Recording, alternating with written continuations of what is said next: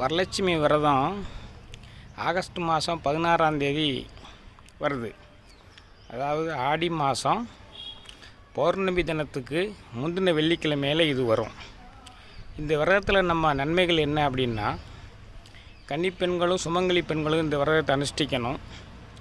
வரலட்சுமி தேவியை முந்தின நாளே உபாசனை செய்து வரவழைத்து அந்த வெள்ளிக்கிழமை முழுவதும் அவர்களுக்கு வழிபாடு செய்யணும். படங்களை வைத்தும் வழிபாடு செய்யலாம், அல்லது கலசத்தில் தேவியை வைத்தும் வழிபாடு செய்யலாம்.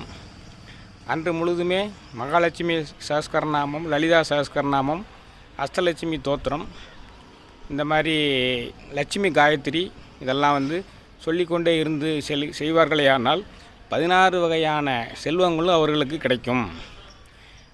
அகிலமதில் நோயின்மை, கல்வி, தனம், தானியம், அழகு, புகழ், பெருமை, இளமை, அறிவு, சந்தானம், வழி, துணிவு, வாழ்நாள் வெற்றி அனைத்தும் கிடைக்கும். நன்றி.